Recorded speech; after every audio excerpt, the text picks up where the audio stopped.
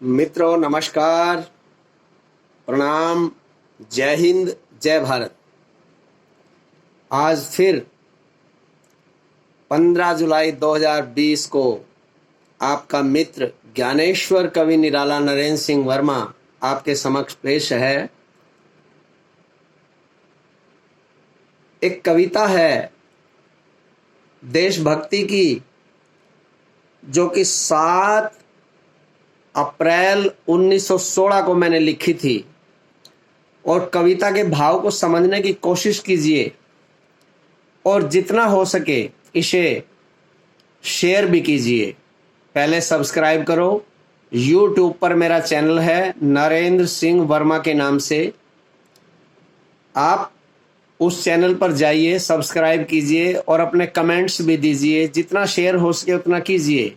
देशभक्ति की कविता है, सुनिए जरा कविता। कविता का शीर्षक है वंदे मातरम गाना होगा। कान पक गए सुनते सुनते, अब चिंतन गहन नहीं होता।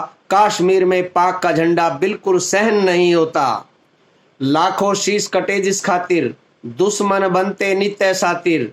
अब उन शातिर नजरों पे हम अपनी नजर गड़ाएंगे। श्रीनगर कश्मीर के रास्ते खोद के सिंधु लाएंगे। रावलपिंडी लाहौर हमारा ननकाना जाना होगा। यदि भारत में रहना है तो वंदे मातरम गाना होगा। हरिद्वार से सिंधु तक सब हिंदू बन जाएगा। इस पवित्र धरा पे रहने वाला वंदे मातरम गाएगा। मानसरोवर जिनका उद्गम हमें निहार रहा है। हिमालय जो गौरव गाथा अपना हमें पुकार रहा है। भूली बिसरी संस्कृति को फिर से लाना होगा। और यदि भारत में रहना है तो वंदे मातरम गाना होगा। 3 रंगों का ध्वज हमारा जिसकी गौरव गाथा है। श्रीनगर कश्मीर हमारी भारत माँ का माथा है। वंदे मातरम गाते गाते सिंधु में नहाना होगा। यदि भारत में रहना है तो वंदे मातरम गाना होगा। जिसने जख्म दिए माता को उनकी बलि चढ़ानी है। कई कई सदियां बीत चुकी हैं, भारत में नई जवानी है।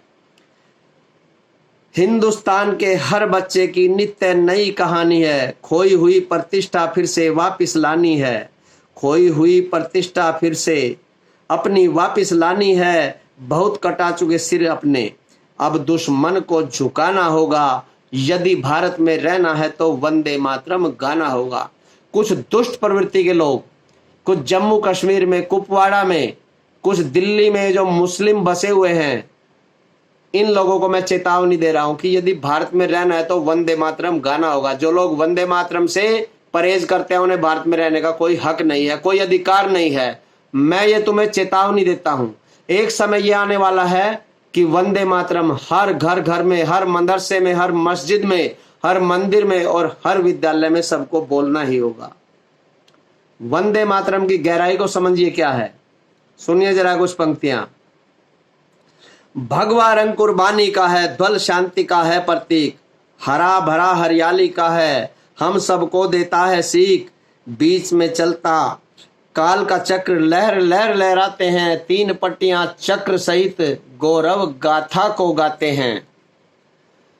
वंदे मातरम गान हमारा, माता का मान बढ़ाना होगा। यदि भारत में रहना है तो वंदे मातरम गाना होगा। जिस मिट्टी में जन्म लिया उसकी रज में हम पले बढ़े। जिसकी गौरव गाथा नारी नव नित्य इतिहास गढ़े। जिस मिट्टी से अन्न उपजता हम उस अन्न को खाते हैं। रक्त अपने से जिसे सींचते हिंदुस्तानी कहलाते हैं। वर्ष और हर प्रतिवर्ष जो हरिद्वार को जाते हैं। जिसके जल को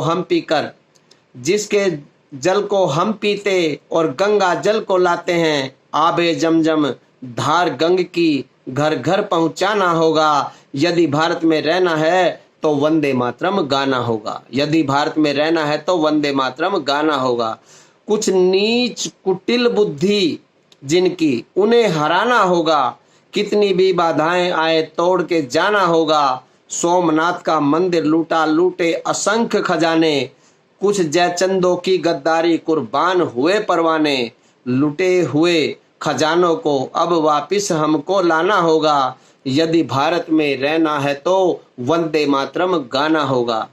कुछ हमें मिटाना चाहते थे, कुछ और मिटाना चाहते हैं। कुछ हमें मिटाना चाहते थे, कुछ और मिटाना चाहते हैं। मिट गए मिटाने वाले, भारत के हर दुश्मन को अब हमें मिटाना होगा। भारत के हर दुश्मन को अब हमें झुकाना होगा। हर भारत में रहने वाले को वंदे मातरम गाना होगा, वंदे मातरम गाना होगा। मित्रों, ये तो कविता के माध्यम से मैंने अपने भाव प्रकट किए हैं। अब मैं आता हूं कांग्रेस के उन चंद गद्दारों के ऊपर जो कि देश में अराजकता फैला रहे हैं। ये जितनी भी अराजकता मुस्लिम लोग फैला रहे हैं, वास्तव में इनकी मां है सोनिया गांधी, इनका भाई है राहुल गांधी, और इन सब का बाप था जवाहरलाल नेहरू, जो कि मुस्लिम था और हिंदू बनकर इतने दिन तक लोगों को धोखे में रखा। यहां तक कि एक हिंदू लड़की कमला नेहरू से भी शादी करी इसने। इसका बाप भी लफंगार लुच्चा था। अब राजीव गांधी के ऊपर आ जाइए। यदि राजीव गांधी इतना ही अच्छा होता तो ये कैबरे डांसर से शादी क्यों करता? ये जो सोनिया गांधी है, एंटोनिया जिसके का पूरा सही नाम है, ये कैबरे डांसर थी। और कैबरे में क्या होता है पता ही आपको, नंगा नाच होता है। मित्रों, इनके बहकावे में ना आए। ये एक नंबर के बदतमीज हैं, माओवादियों से मिले हुए हैं, चीन से पाकिस्तान से इनके सीधे लिंक हैं। इन लोगों ने हमारे देश को बर्बाद करने में कोई कमी कसर नहीं छोड़ी है और आगे भी ये सत्ता हथियाने के लिए नाना प्रकार के प्रपंच हमारे देश में रचा रहे हैं। ये जगह जगह अराजकता फैला रहे हैं। शाहीन बाग जो है केजरीवाल की और कांग्रेस की ही देन थी। आपने देख ही लिया क्या है। मोहम्मद साद जिसको कहते हैं वो दिल्ली में छुपा हुआ बैठा है। जिस तरह यूपी में गुंडागर्दी को खत्म किया जा रहा है, दिल्ली का भी नंबर आएगा। दिल्ली में जितने मुस्लिम, जितने रेलवे लाइन के आसपास में कब्जा किए बैठे हैं, चोर बाजारी करते हैं, मोबाइल छीन के ले जाते हैं, इन सब का समय भी आने वाला है। मोदी जी साक्षात शिव के अवतार हैं, कोई समझे या ना समझे। मैं तो भली भांति समझता हूं, मैं जानता हूं। और आपको एक बात बताने जा रहा हूं मैं, कुछ ही दिनों में चीन के 14 टुकड़े होंगे और पाकिस्तान भी खंड खंड होगा। पाकिस्तान का तो नामो निशान मिट जाएगा और एक नया भूगोल भारत की राह देख रहा है। नया भूगोल, वही अखंड भारत बनेगा जो कभी बहुत पहले हुआ करता था। इन्होंने धीरे धीरे करके हमारे अखंड भारत को खंड खंड करके कई देश जो कि मुस्लिम बन गए हैं, अब पुनः ये लोग अपने धर्म को छोड़कर हिंदू धर्म में दोबारा आ रहे हैं और आएंगे, आना पड़ेगा। समय बदल रहा है। इस कोरोना ने तो सब कुछ बदल के रख दिया। चीन ने जो चाल चली थी उसकी सारी चाल फेल हो गई। अब तो चीन को पता ही चल गया है कि भारत तैयार बैठा है। अब की बार जरा सी हरकत की और चीन का नामो निशान मिट जाएगा, खत्म हो जाएगा चीन।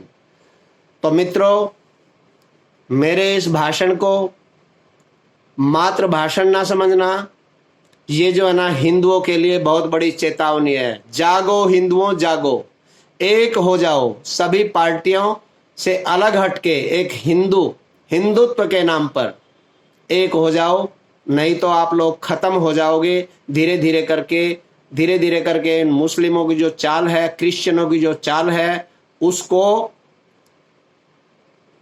मिटा दो, उनकी चालों को खत्म कर दो और एक छत्र के नीचे, मोदी जी की छत्र छाया के नीचे आके सभी लोग एक हो जाओ, एकजुट हो जाओ।